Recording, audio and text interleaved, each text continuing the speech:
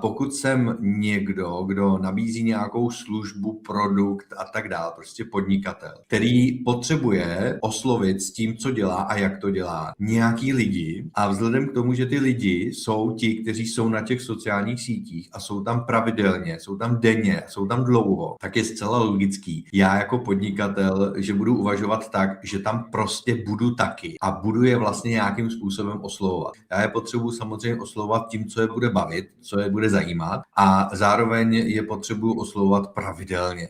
No a pokud tohle dělám a dělám to dlouhodobě a pravidelně a tím zajímavým obsahem je tam v úzovkách krmím, no tak se prostě zcela logicky, to je zákon padajícího, takzvaně,